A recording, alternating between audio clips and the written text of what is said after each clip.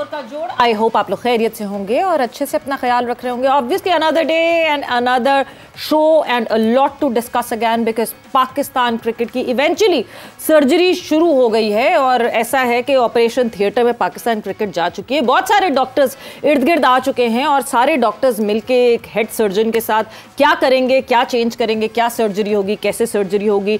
कल शुरुआत हुई इस ऑपरेशन की और पता नहीं कितने दिन तक ये ऑपरेशन थिएटर में ही रहेगी पाकिस्तान क्रिकेट और कितनी चीज़ें तब्दील होंगी, कितनी चीज़ें सही होंगी। मगर जो सर्जन्स थे बहुत अरसे से वो सर्जन जो है वो पाकिस्तान क्रिकेट बोर्ड के इर्द गिर्द ही रहे हैं। खैर उसके हवाले से हम डिटेल में डिस्कशन करेंगे। उस मीटिंग के हवाले से जो मोहसिन नकवी के साथ जो है हमारे फॉर्मर क्रिकेटर्स की हुई काफ़ी डिटेल में डिस्कशन होगी। मैं हूं सवेरा पाशा और मेरे साथ मौजूद हैं हाफिज़ मोहम्मद इमरान। और सवेरा जैसे आपने कहा कि कुछ सर्जरी है, डॉक्टर्स पहुँच गए हैं, लेकिन मुझे ये लगता है कि जब आप इतनी बड़ी तादाद में डॉक्टर्स की टीम को इकट्ठा करते हैं और बग़ैर मर्ज़ की तशख़ीस किए और जो लोग वहाँ पर पहले से इंतज़ामिया हैं उस अस्पताल की अगर उससे पूछते हैं उन्होंने जो प्रेजेंटेशन वहाँ पर दी तो वो तो लगता था कि जैसे उन्होंने एक बिल्कुल पूरे का पूरा एक हॉल बना लिया और उसमें सब की सब चीज़ें सेट कर दी हैं और फिर डॉक्टर्स को बुलाया, जी देखें बुलाएं, ये हमारी चीज़ें हैं, इसको हमने ठीक बना ली हैं। तो उन्होंने कहा बाकी सब कुछ तो आपने कर लिया, तो हमें आपने किस लिए बुला लिया। तो जो उन्होंने प्लान बनाया हुआ इस साल के डोमेस्टिक स्ट्रक्चर का वो तो सारे का सारा बिल्कुल वो जो आप कहा करती हैं उथल पुथल है उनका, वो तो बिल्कुल आवे का हवा बिगड़ा हुआ है। जो सबसे आखिर में होने वाली चीज़ है वो सबसे पहले रखी हुई है।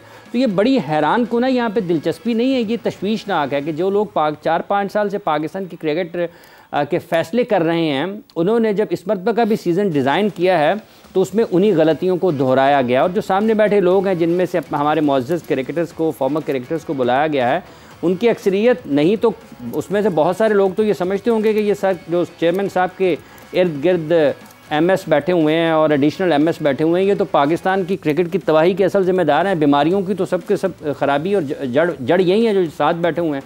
तो फिर देखते हैं होता क्या है, लेकिन इससे अब हम ज़रूर पैदा होगा। सवेरा एक बात यह है कि ये जो जितने 30-35 लोग हैं वहाँ पर बुलाए गए, अब जो वो कह कर गए हैं अगर ये कल कलां को उस पर अमल नहीं होगा तो वो कहेंगे देखें जी हम तो बता के आए थे, ये तो कुछ करना ही नहीं चाहते। तो ये एक नई बहस शुरू होने वाली है। तो ये चीज़ें इतनी ज़्यादा आसानी से चल नहीं रही हैं। आप वक्त लेने के लिए लोगों को बुला तो लेते हैं लेकिन क्या फ़ैसले आप उस तरीके से करेंगे जिसकी पाकिस्तान क्रिकेट को ज़रूरत है या नहीं है, ये बहरहाल एक तवज्जो तलब और सवालिया निशान है बहुत बड़ा। हाफिज़ पास्ट में भी हमने देखा बहुत सारी ऐसी मीटिंग्स हुई, बहुत सारे फॉर्मर क्रिकेटर्स को बिठाया गया।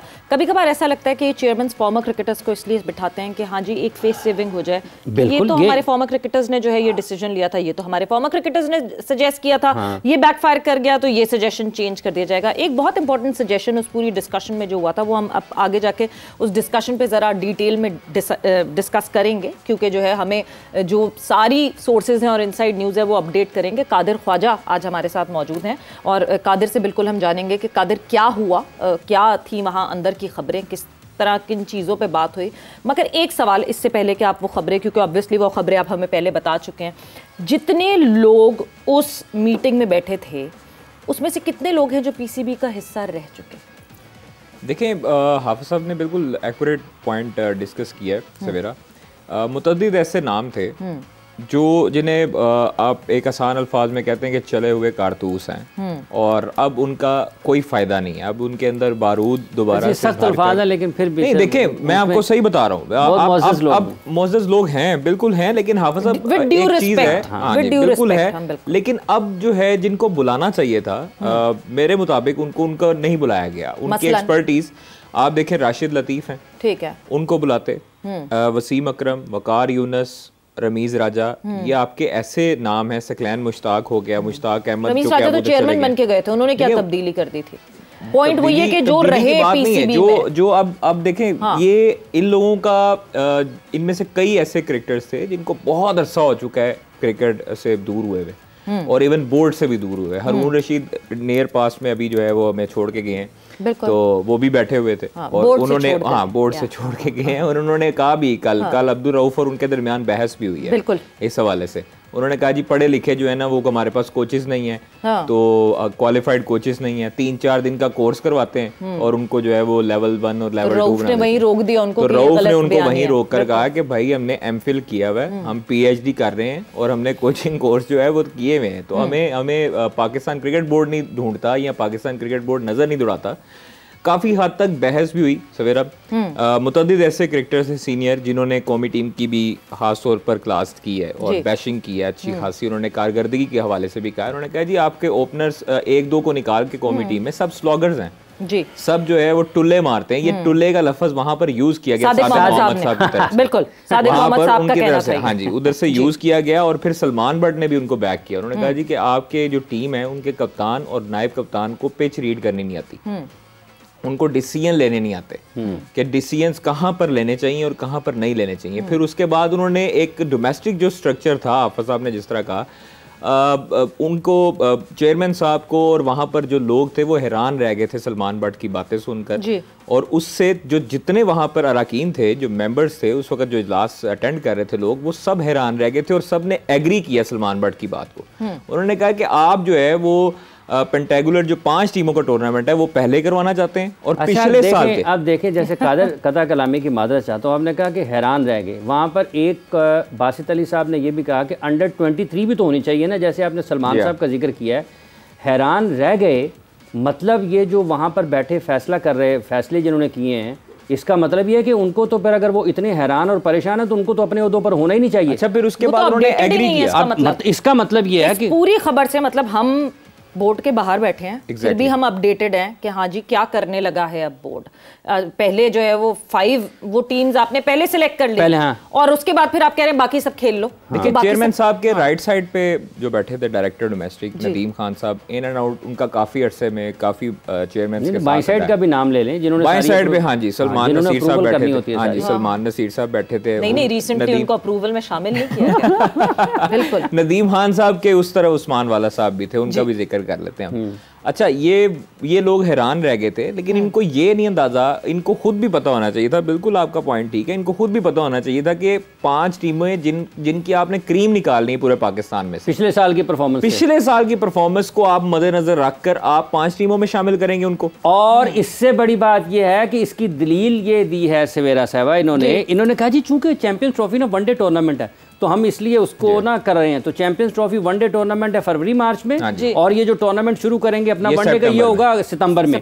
तो ये अगर ये आखिर में हो तो नवंबर दिसंबर में जाएगा तो फरवरी के करीब होगा, या सितंबर में शुरू कर लेंगे तो फरवरी। अच्छा, फिर सलमान बट की बात उन्होंने बाकायदा तौर पर चेयरमैन साहब ने सुनी और नदीम खान साहब की तरफ देखा भी है, और उन्होंने कहा जी हाँ जी, उन्होंने कहा जी बिल्कुल ठीक कह रहे हैं सलमान बट साहब। तो वो कह सकते हैं वहां पे, बिल्कुल नहीं, इट मींस कि आपने जो 20-22 लोग 30 लोग बुलाए हैं क्रिकेटर्स, जो मैंने गुज़श्ता रोज़ एक बड़ा वैलिड पॉइंट एक मेरे ख्याल में राशिद साहब ने लिखा था या किसी ने ट्विटर सारिफ ने लिखा था कि अगर आप लोगों ने इन 25 को बुलाना है तो फिर आपके जो भारी भरकम तनख्वाहें लेने वाले पीसीबी में जो मुलाजिम हैं आप उनसे यूटिलाइज नहीं कर सकते, इट मींस तो आप उनको फारग करें, वो उनका फिर काम नहीं बचता ना पीछे। ट्विटर सारिफ ने कल यहाँ पर आपके साथ बैठे ये बात हुई थी कि ये जो आपने 70-80 लोग साथ में रखे हुए हैं, एग्जैक्टली साहब थे वो 70-80 लोग जो वहाँ पर आप रखे हुए, आप उसको ट्विटर सारिफ की तरफ लेकर जा रहे हैं। देखें आपके सारे के सारे रीजनल कोचेस जो हैं वो क्रिकेटर्स हैं ना, आपके जो डायरेक्टर हैं उसके NCA के या जो वहाँ पर स्टाफ है वो सारे का सारा क्रिकेटर है ना।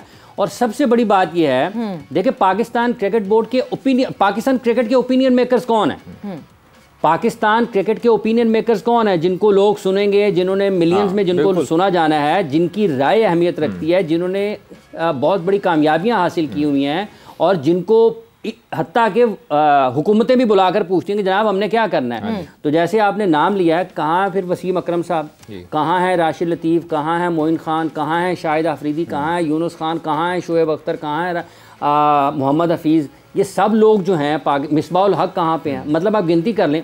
उसे एक और बड़ी दिलचस्प बात है, खेल रहे हैं ना, एक और बड़ी दिलचस्प बात है, एक और बड़ी दिलचस्प बात है कि ये तो हमने, इन्होंने जो बात आप कर रहे हैं ना, इन्होंने ये तो है कि आज क्या तारीख है ख्वाहिश साहब, 9, ये कर रहे हैं कि 10 जुलाई को क्या होगा, 10 जुलाई को क्या होगा, मतलब वो होगा नहीं होगा ये किसी को नहीं पता, लेकिन ये जो पीछे सानेहा यूएसए हुआ है इसके बारे में भी तो लोगों को बताया ना कि इसका जिम्मेदार कौन है। हाँ, जिसने टीम सिलेक्ट की वो तो वहां पर मौसूफ खुद विकेटें उड़ा रहे हैं, बल्कि रिवर्स स्विंग भी हो रहा है उनका। तो लोगों को ये भी तो बताना चाहिए ना कि जो पाकिस्तान की क्रिकेट के साथ हुआ है ये इसकी जिम्मेदारी कौन है कि किसके ऊपर है। उसके बारे में हाफिज साहब आपको अच्छी खबर जल्दी मिल जाएगी। जो सिलेक्शन कमेटी में इस सारी चीज के जिम्मेदार थे उनको भुगतना पड़ना है अल्टीमेटली। अब वो चाहे जितने मर्जी करीबी किसी के भी हों, वो उस चीज पे भी नहीं रहे। नहीं, वो अब नहीं रहे। वो इस चीज पे कंप्रोमाइज नहीं होने वाला। सिलेक्शन कमेटी, कादिर एक मुझे बात बताएं यहाँ पे, मैं इसलिए इस कॉन्वर्जेशन को रोकूंगी। सिलेक्शन कमेटी थी, सारे लोग, पूरी सिलेक्शन कमेटी थी। आपको याद होगा हमारा स्क्वाड डिले हुआ था, क्यों? क्योंकि मिनट्स नहीं भेजे गए थे। ठीक है, मिनट्स होंगे। अब चेयरमैन साहब के पास मिनट्स आ गए, सबको पता है क्या डिसीजन किसने लिया, क्या बात किसने की, क्या किया। फिर बायस डिसीजन नहीं होना चाहिए। ऐसा नहीं होना चाहिए कि वहाब, रियाज और रजाक को आप यूं करके पिक करें और बोले नहीं जी इनको बाहर निकाल दो, इन्होंने टीम बुरी सिलेक्ट की थी। बाकी और सब क्या टेप लगा के बैठे हुए थे मुंह पे? हाँ। बाकी और सबकी अकाउंटेबिलिटी बराबरी की बिल्कुल होनी चाहिए और बराबर होनी चाहिए। देखिए बात सिंपल सी है कि जब आप ज्यादा सिलेक्शन कमेटी में दिमाग घुसा लेंगे और आपकी वोटिंग के मुताबिक आपकी सिलेक्शन दिमाग ज्यादा घुसा लेंगे, उस वक्त आपकी जो है फिर वोटिंग हुआ करेगी। बाकी घुसे थे? जी एग्जैक्टली घुसे थे और दिमाग के साथ साथ वोटिंग भी हुई थी। अच्छा। तो आपके जब प्लेयर्स के दौरान आपके पास इत्तेफाक ना हो और आपका ऊपर एक हेड ना हो, आपका डिसीजन मेकर ना हो जिसको चीफ सेलेक्टर कहा जाता है, तो फिर इसी तरह के फैसले होने थे कि आपने आजम खान, साइम अयूब, शादाब खान को सामा मीर की जगह ज़रूर शामिल करवाया और उसकी वजह से अक्सर हमने रिजल्ट भी देखे हैं। शादाब खान की परफॉर्मेंस अच्छी नहीं रही थ्रू आउट द टूर्नामेंट। एक 40 निकाल के जो पहले मैच में उन्होंने किया, फिर उसके बाद से उनकी ना बैटिंग चली ना बॉलिंग चली। तो ये डिसीजंस जो थे, और ख़ास तौर पर अभी कप्तान से बातचीत नहीं हुई, कप्तान से अभी मीटिंग नहीं हुई। अच्छा, वैसे एक बड़ी दिलचस्प चीज़, बड़ी हैरान कुन चीज़ है कि पाकिस्तान वर्ल्ड कप से खेल कर वापस आया है। 6 तारीख को पाकिस्तान यूएसए के खिलाफ मैच खेला था ना, और 7 को पाकिस्तान का एक वहाँ पर स्टार्स का डिनर था, जो कि मीटअप जो इन्होंने बाद में उसको मनसूख किया। न्यूयॉर्क 9 को पाकिस्तान का इंडिया के साथ न्यूयॉर्क में मैच था। 9 को पाकिस्तान एक तरह से वर्ल्ड कप से बाहर हो गया था। और आज क्या तारीख है? 9 जुलाई है, जो संजीदा महीना हो गया ना। तो 9 जुलाई आ गई है, 1 महीना हो गया है। पाकिस्तान क्रिकेट बोर्ड के चेयरमैन अभी तक पाकिस्तान टीम के कप्तान से नहीं मिले हैं, कि जो सबसे ज़्यादा अहमियत है जिसकी, कि जो हारे हैं वो क्यों हारे हैं और आगे कैसे जाना है, उनका तो अभी तक कोई इनपुट नहीं लिया उन्होंने। और जो कोचेस से मुलाकात हुई है वो भी अभी हुई है, और जिन लोगों ने सिलेक्ट किया था, अभी होनी है दूसरा सेशन, ठीक है, जिन लोगों ने सिलेक्ट किया था पाकिस्तान क्रिकेट टीम को, उन लोगों से भी अभी कोई मुलाकात नहीं हुई है। तो जो आपने बताना था इस प्रेजेंटेशन में, सबसे पहले जो आपने कहा कि हमने डोमेस्टिक, सबसे पहले तो कप्तान और कोच को बैठना चाहिए था। ये बात है। सबसे पहले तो आपने मतलब मोहल्ले वालों को बुला लिया, पर आपने जो जिस घर में आग लगी हुई है उस घर वालों से तो पूछा ही नहीं। अभी सीनियर टीम मैनेजर तो रिपोर्ट जमा करवा गए थे, ठीक है, और कोचेस कल भी मिले। उन्होंने बाकायदा तौर पर रिपोर्ट्स बताई भी, और जो गलती कोताही जिस प्लेयर्स को उन्होंने हाईलाइट किया वो भी बताया। जो हमें सोर्सेज बताते हैं, उन्होंने तमाम तर चीज़ें उनके इल्म में लाकर उनको बताया कि ये प्लेयर जो था वो नॉन सीरियस एटीट्यूड था, ये प्लेयर संजीदगी से ग्राउंड में इम्प्लीमेंटेशन नहीं कर रहा था जो गेम प्लान बताया जा रहा था, और ये गलतियां कोताहियां हैं जिसकी वजह से कप्तान और बाकी प्लेयर्स आपस में जेलिन नहीं नजर आए। तो ये जो उन्होंने आयरलैंड के बाद जो पोस्ट मैच प्रेस कॉन्फ्रेंस थी, वहां पर भी उन्होंने ये बात की थी ड्रेसिंग रूम में, जो गैरी ने की थी। और उसके बाद कल भी बताया, आज जो है वो मजीद उनको फ्री हैंड कल दिया गया है कि आप जो मर्जी फैसले करें।